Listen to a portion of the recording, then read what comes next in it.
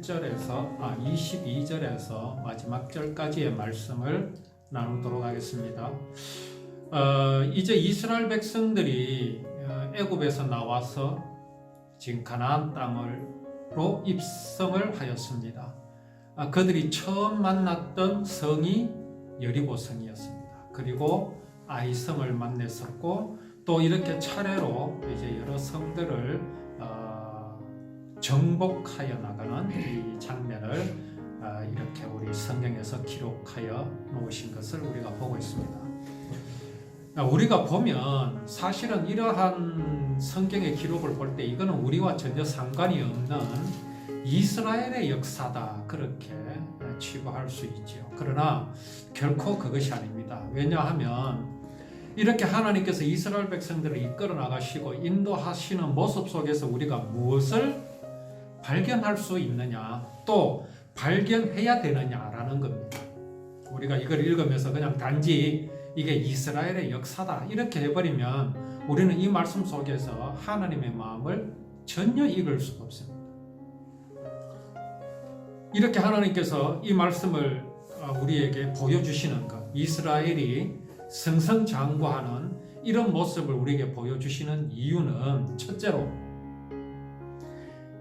이스라엘의 모든 그 행적, 그들의 일거수일투족이 하나님께서 행하시는 것임을 보여주십니다.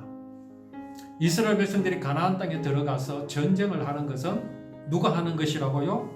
사람이 하는 것이 아니라 하나님께서 친히 행하시는 것이다. 이것을 보여주십니다. 자, 그러면 하나님께서 왜 그렇게 이스라엘 백성들과 함께 하시고 친히 전쟁을 행하시겠습니까? 그건 당연히 하나님께서 아브라함을 부르신 후에 창세기 15장에서 아브라함에게 약속하셨던 것을 이루시기 위함입니다. 야곱의 후손들로 이방인의 객이 되어 살게 하시고 400년 동안 그렇게 살게 하신 후에 가나안 땅으로 다시 돌아오게 하시겠다고 누구에게 약속하셨습니까? 아브라함에게 약속하셨습니다. 그 약속을 지금 누가 이루어야 됩니까? 이제 우리가 여기서 율법이라는 것은 뭐냐 하면 창세기 15장에서 하나님께서 아브라함에게 약속하신 그 약속과 똑같은 것입니다. 자, 우리가 그 창세기 15장을 한번 보면 그 약속을 어떻게 하신 것을 우리가 볼 수 있지요.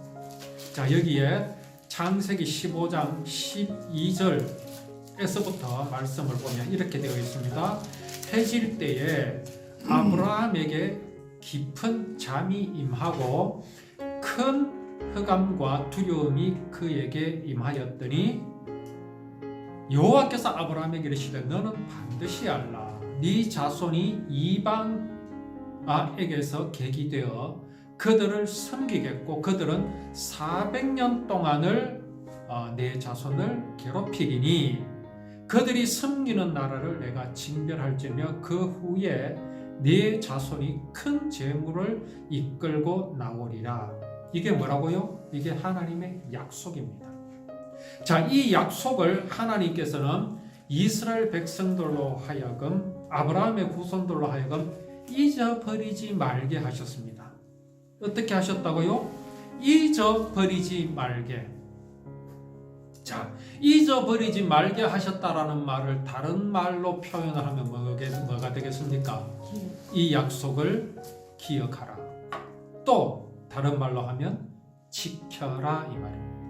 우리는 율법을 주시고 하나님께서 뭐라고 말씀하십니까? 지켜라 말씀하시지요. 자, 여기에서 지켜라 했으니까 오늘날 이 율법을 혼돈을 한 겁니다.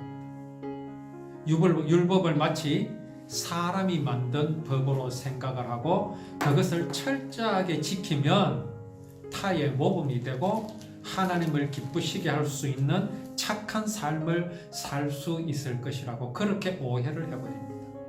그렇지 않습니다. 율법은 아까 우리가 같이 읽었던 창세기 15장에 아브라함에게 약속하신 그 약속과 같은 의미입니다. 그래서 율법을 뭐라고 합니까? 언약이라고 합니다. 자, 언약을 사람에게 주시고 이것을 지켜라 하셨지요. 아브라함에게 언약을 주시고 기억하라 하셨지요. 같은 말입니다. 결국은 율법을 지킨다라는 것은 기억하라는 말입니다. 잊어버리지 말라는 것입니다. 자, 창세기 15장에서 약속하셨던 그 약속을 지금 하나님은 지키시고 계시는 것입니다. 따라서 아브라함에게 하나님께서 약속하셨던 언약을 아브라함은 어떤 의무를 반드시 가져야 됩니다. 그 약속에 대해서. 어떤 의무를 가져야 됩니까? 잊어버리지 말아야 할 의무를 가져야 합니다. 그래서 잊어버리지 않게 하기 위해서 하나님께서 한 가지 방법을 주셨죠. 그것이 무엇이겠습니까? 그게 바로 할례입니다. 할례. 그죠? 자, 할례를 받게 하셨는데 그 할례를 받게 하신 이유가 무엇입니까? 그게 바로 하나님께서 그 언약하셨던 것, 그죠? 이방인에게 400년 동안 객으로 살다가 거기에서 나오게 하실 것을 잊어버리지 말게 하시기 위해서 하나님께서는 할례를 행하게 하셨습니다. 그래서 그 할례를 받는다는 것은 무엇을 의미하는 겁니까? 하나님의 언약을 기억할 것이다. 하나님의 약속을 내 마음에 영접하였다라는 고백을 보여주는 것입니다. 그래서 하나님께서 그들에게 할례를 행할 것을 허락하셨고, 만약에 할례를 행하지 않으면 이스라엘 백성 아브라함의 후손에서 끊어지는 자가 되는 것이라 그렇게 말씀을 하셨습니다. 제가 지금 할례를 받는 장면을 찾고 있는데요. 15장에서 약속하셨고 17장에 그렇게 이제 할례를 너희 중 남자는 다 할례를 받으라. 너희 중 남자는 다 할례를 받으라. 이것이 나와 너희와 너희 후손 사이에 지킬 내 언약이니라. 그죠? 자, 너희는 대대로 모든 남자는 집에서 난 자나 또 너희 자손이 아니라 이방 사람에게서 돈으로 산 자를 막론하고 난 지 8일 만에 할례를 받을 것이라 그랬죠. 할례를 받지 아니한 남자 곧 포피를 베지 아니한 자는 백성 중에서 끊어지리니 그가 내 언약을 배반하였습니다. 이렇게 말씀하십니다. 할례의 이유는 딴 거 없습니다. 할례 그 자체가 구원이 아닙니다. 할례는 내 몸에 하나님께서 이런 언약을 해주셨다라는 것을 기억하기 위해서 새겨놓는 겁니다. 이와 비슷한 게 또 하나 있었죠. 노아 홍수 때 무지개입니다. 무지개. 하나님께서 노아 홍수 이후에 홍수가 끝난 후에 무지개를 보여주셨습니다. 자, 무지개를 왜 보여주셨습니까? 내가 다시는 물로 이 땅을 심판하지 않겠다라는 약속을 주신 겁니다. 거기에 아주 특징적으로 말씀을 해놓으신 것이 있습니다. 그 무지개는 누가 보기 위하여 해주신 것이냐 라고 하나님께서 분명하게 말씀을 해놓으셨습니다. 자, 우리는 무지개라 하면 하나님께서 우리 인간이 그것을 보고 하나님의 약속을 기억하려고 주신 것이다라고 생각을 할 수 있는데 그렇지 않습니다. 하나님께서 무지개를 주시면서 이제 뭐라고 말씀을 하셨느냐 하면 이렇게 말씀하셨습니다. 하나님이 이르시되 내가 나와 너희와 및 여기 창세기 9장 12절입니다. 창세기 9장 12절에 하나님이 이르시되 내가 나와 너희와 및 너희와 함께하는 모든 생물 사이에 대대로 영원히 세우는 언약의 증거는 이것이라. 내가 내 무지개를 구름 속에 두었나니 이것이 나와 세상 사이에 언약의 증거니라. 내가 구름으로 땅을 덮을 때에 무지개가 구름 속에 나타나면 내가 나와 너희와 및 육체를 가진 모든 생물 사이의 내 언약을 기억하리니 다시는 물이 모든 육체를 멸하는 홍수가 되지 아니할지라. 내가 무지개가 구름 사이에 있으리니 내가 보고 나 하나님과 모든 육체를 가진 땅의 모든 생물 사이의 영원한 언약을 기억하리라. 누가 기억하신다고요? 하나님께서 기억하십니다. 할례는 누가 보는 겁니까? 사람이 보는 겁니다. 그러나 더 중요한 의미는 하나님께서 보시는 것입니다. 하나님께서 그것을 보시고 무엇을 기억하시겠습니까? 내가 아브라함의 후손으로 가나안 땅을 차지할 것이 하게 할 것이라고 하신 그 약속을 하나님께서 기억하시는 겁니다. 지금 이스라엘 백성들이 요단강을 건넜죠. 그리고 여리고성을 쳤습니다. 그리고 아이성을 쳤습니다. 그리고 지금 여러 성들을 지금 정복하는 중에 있습니다. 이 모든 것들이 누가 하는 전쟁입니까? 하나님께서 친히 행하시는 전쟁입니다. 이것을 우리가 발견할 수 없다면 이 성경은 그냥 이스라엘의 역사에 불과합니다. 우리와는 아무 상관이 없는 것입니다. 자, 하나님은 왜 이렇게 친히 전쟁을 하실까요? 왜 지금 여기 한번 보십시오. 이걸 보고 우리는 뭐라고 합니까? 지금 보면 여러 성들을 막 치고 나가죠. 이런 것을 표현하기 이렇게 말이죠. 파죽지세다. 그야말로 파죽지세입니다. 옛날에 6.25 때 김일성이가 우리나라에서 어쩌지 해서 어쨌든 미군들을 다 나가게 하고 난 뒤에 일요일 새벽에 군인들은 휴가 다 가고 없는 사이에 쳐내려왔죠. 그야말로 무방비 상태예요. 부산까지 가는데 불과 며칠 걸렸습니까? 그게 바로 파죽지세입니다. 여기 오늘 이스라엘 백성들은요, 가나안 땅을 정벌하는데 거칠 것이 없습니다. 자, 여리고성에서 승리했던 이스라엘 백성들이 어떤 마음을 가졌습니까? 이 성을 딱 바라보니까 이것쯤이야 하는 생각이 들었습니다. 이것쯤이야. 이스라엘 백성들이 무엇을 잊어버렸다는 것입니까? 여리고성을 치는 것이 하나님께서 친히 행하신 것이 아니라 사람이 한 것으로 착각을 하다 보니 아이성쯤이야 하라는 생각이 들게 된 겁니다.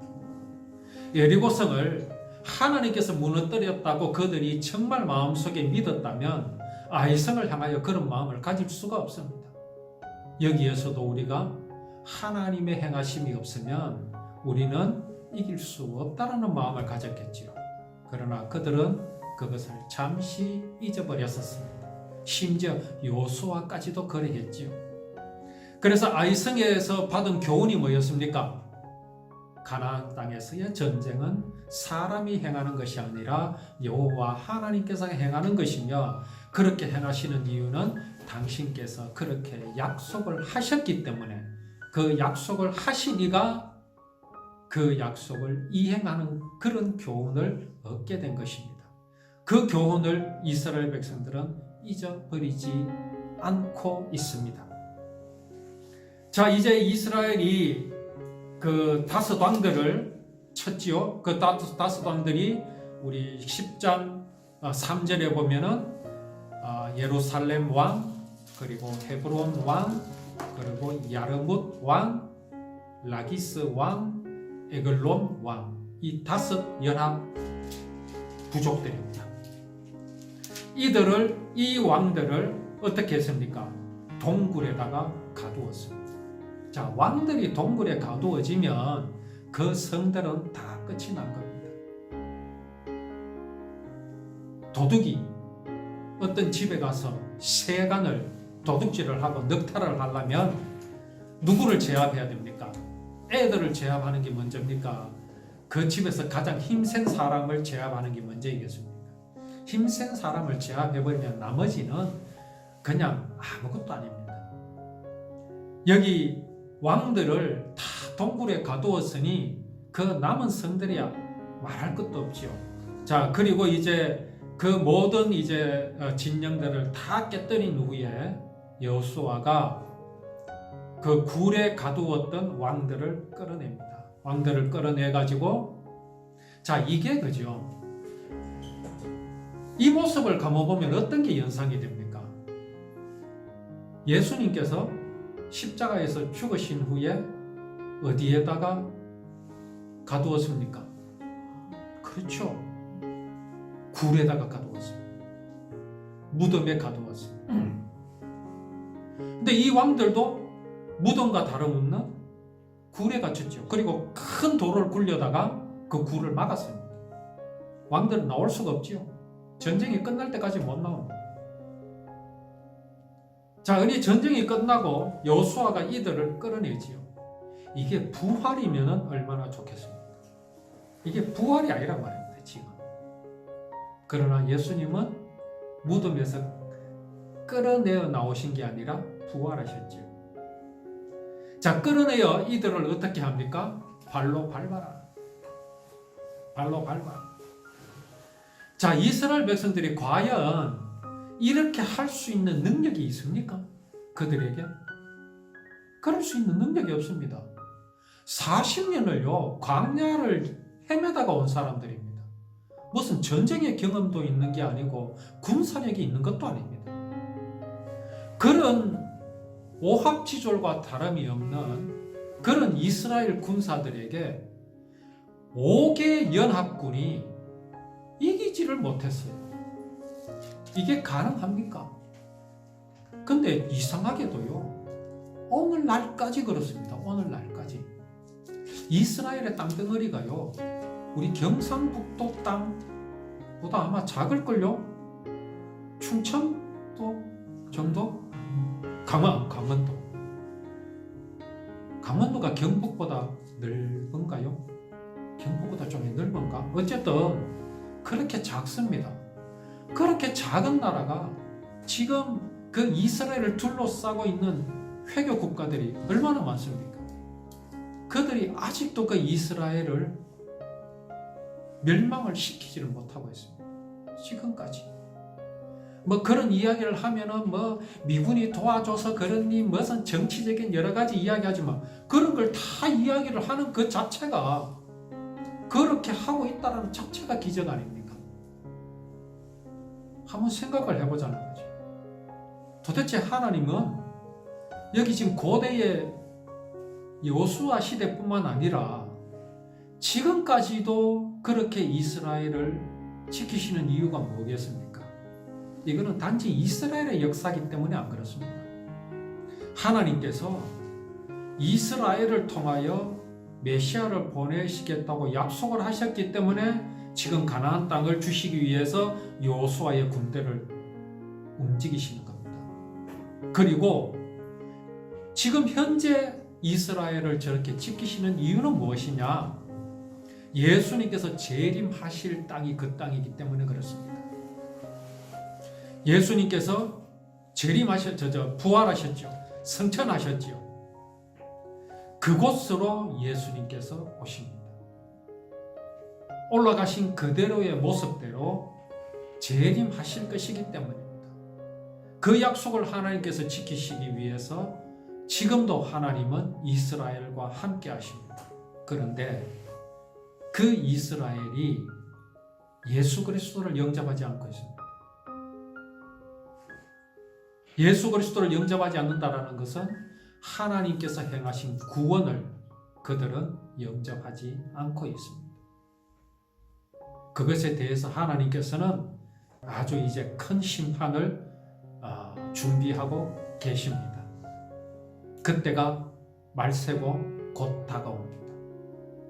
자, 이제 이렇게 이스라엘을 가나안 땅으로 입성하는 것을 막고자 하였던 5개 부족의 왕들, 이 왕들을 끌어내어서 어떻게 합니까? 여호수아가 이제 그 지도자들에게, 이스라엘의 지휘관들에게 말합니다. 두려워하지 말며 놀라지 말고 강하고 담대하라. 너희가 맞서서 싸우는 모든 대적에게 여호와께서 다 이와 같이 하시리라 하고 이들의 목을 밟으라 하고 그들을 죽이라고 여호수아가 명령합니다. 참 그가 하기가 어렵겠죠. 그 옛날에 얼마 전에 IS 회교 극단주의자들이 그 서방의 뭐 미국 사람들이나 이런 사람들을 납치해 가서 그 참수한 적이 있었죠. 참수. 그게요, 그 동영상에 한번 잠시 떠돌아다닌 적이 있었습니다. 그래 뭐 아주 짧은 시간 동안에 그게 결국은 다 삭제되고 지워져 버렸지만 저도 그걸 한번 본 적이 있어요. 아, 참 끔찍하대요, 그거. 사람 뒤에서 한 사람씩 서가지고 그 납치한 사람들의 그 목을 칼로 막 이렇게 긋는 장면이 나와요. 그래서 막 피가 솟구치고 그래 이제 죽어가는 장면들을 제가 본 적이 있었는데 오늘 이 장면이 그런 장면입니다. 그래 이런 것들을 보고 혹자들은 하나님은 참 잔인하다 그렇게 말들을 하는데 우리가 그것을 그런 눈으로 봐서 되는 게 아닙니다. 우리가 율법에 이런 말씀이 있죠. 원수를 사랑하라 그랬죠. 예수님은 뭐라고 말씀하셨습니까? 내 몸과 같이 사랑하라 그렇게 말씀하셨죠. 그런데 또 율법의 한편에는 또 어떤 말씀이 있는 줄 아십니까? 눈에는 눈, 이에는 이, 상처에는 상처로 갚아라 하시는 말씀이 있습니다. 자, 율법이 언약이라고 말씀드렸잖아요. 그러면 원수를 갚아라는 이것도 언약이 될 수 있습니까? 그렇습니다. 언약입니다. 약속입니다. 하나님께서 원수를 갚으시되 어떻게 갚으실 것을 말씀해 주시는 겁니다. 이에는 이, 눈에는 눈, 상처에 상처. 어떻게 갚는다는 것입니까? 완전하게. 속된 말로 갈아 마시겠다, 하나님이. 원수를 내가 갈아 마셔 주겠다. 그게 어디에 나오느냐 하면 창세기 3장에 여자의 후손이 뱀의 대가리를 상하게 할 것이요. 그게 아마 영어 표현으로는요, 갈아버리겠다라고 나올 겁니다. 이렇게 철저하게. 자, 그러면 율법의 원수를 갚되 그렇게 갚게 하시라는 그 언약은 곧 뭡니까? 사단을 향하여 하시는 말씀입니다. 오늘 여기 이스라엘을 막고자 했던 이 5개국의 연합군의 이 왕들은 이스라엘 백성들의 가나안 입성을 막기 위해서 연합한 사람들입니다. 자, 가나안 입성이 누가 하는 것이라고요? 아브라함의 후손들이 하는 겁니까? 사람이 하는 겁니까? 아닙니다. 하나님의 약속이 지금 가나안 땅에 이루어지는 겁니다. 누가 감히 하나님의 약속을 막는 겁니까? 하나님의 그 약속은 왜 하신 겁니까? 이 땅에서 당신의 구원을 이루시기 위해서 하시는 겁니다. 그렇다면 이 왕들의 그 죄악은 뭡니까? 하나님의 구원의 언약을 막겠다라는 겁니다. 이들의 그 막겠다라는 그것이 승리를 하게 되면 오늘날 우리에게는 구원이 없었습니다. 하나님은 이 5개국의 왕, 이 연합국의 왕들은 바로 사단의 편에 서 있기 때문에 그렇습니다. 이들은 사단의 말에 철저하게 지금 복종을 하고 있는 겁니다. 사람이 하나님과 같이 될 수 있다고 하는 그 사단의 말을 철저하게 신념으로 가지고 하나님의 구원의 언약, 천지 창조를 하신 하나님, 우리에게 생명을 주신 하나님을 철저하게 부정을 합니다. 그 언약이 전파되는 것을 싫어합니다. 그래서 이스라엘이 들어오는 것을 막으려고 한 것입니다. 단지 영토의 문제가 아닙니다. 그런 것이라면 여리고 라합은 어떻게 이스라엘의 정탐꾼을 영접했습니까? 또 그것 뒤에 또 우리가 저번 주에 나눈 말씀이죠. 저지난주에 그들이 누구였습니까? 어디 사람들이었습니까? 기브온 주민들이었습니다. 여호수아 9장에 그랬잖아요. 기브온 주민들이 여호수아가 여리고와 아이에 행한 일을 듣고 그랬죠. 그럼 기브온 주민들은 어떻게 영접합니까? 단지 무서웠습니까? 아닙니다.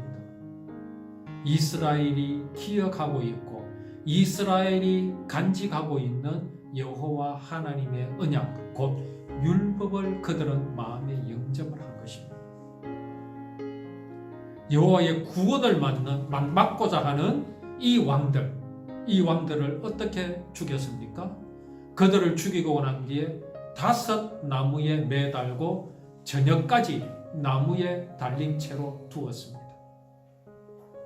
성경에는 나무에 달린 자마다 다 저주를 받은 자라 말씀하십니다. 예수님은 어디에 달렸습니까? 나무에 달렸습니다. 예수님 또한 저주를 받으셨기 때문에 그렇습니다. 그런데 이 왕들은 왜 나무에 달렸습니까? 남들의 죄 때문입니까? 자기 백성들의 죄 때문입니까? 아닙니다. 자신들의 죄 때문에 저주를 받는 것입니다. 이거는요, 오해하지 말아야 할 것은 하나님께서 저주하신 게 아닙니다. 이들이 저주를 자청한 것임을 알아야 합니다. 기본이 그렇게 항복을 할 때에는 이들도 눈치를 챘어야지. 기본이 항복하는 걸 보고 기본을 때려 부수려고 했던 자들 아닙니까? 너희는 왜 이스라엘 백성들을 맞이하느냐? 왜 그들을 받아들이느냐? 그러면 안 된다. 이 말은 뭡니까? 하나님의 구원의 언약을 너희들 받아들이지 마라. 우리의 조상 노아의 아들 함은 하나님의 언약을 받아들이지 않았다. 사람이 하나님과 같이 될 수 있다고 하는 조상 가인의 말을 신념으로 붙들고 살아온 사람이다. 그런 입장이었습니다.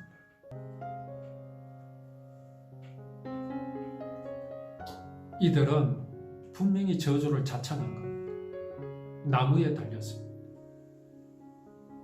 나무에 달려서 해가 질 때까지 그들을 거기에서 내리지 않았습니다. 왜 내리지 않았습니까? 본보기로 보여준 겁니다. 이때 사람을 매달 때는요, 벌거벗겨서 매달립니다. 지나가면서요, 사람들이 막 조롱을 합니다. 야, 저게 왕이냐? 우리 주 예수님이 그렇게 조롱을 받으셨습니다. 이 사람들은 자기가 구원을 영접하지 않았기 때문에 저주를 자청했죠. 그러나 예수님은 누구의 죄 때문에 그렇게 수모를 당하셨습니까? 나무에 달리셨습니까? 우리의 죄 때문에 그렇게 당하신 것입니다. 오늘 이렇게 이들이 처참하게 죽게 된 것은 하나님께서 저들을 심판하시려고 작정하시기 때문에 그런 거 아닙니다. 하나님께서 심판하시려고 작정하신 대상은 사람이 아닙니다. 사단입니다. 이들은 사단의 편에 서 있었기 때문에 당한 것입니다. 우리가 감사한 것은 무엇입니까? 우리가 이런 저주를 떠나 그리스도의 복음, 기본 거민들과 같이 그 복음을 우리가 영접할 수 있었다라는 이 마음을 우리에게 주신 하나님께 우리가 감사와 영광을 돌려야 할 것입니다.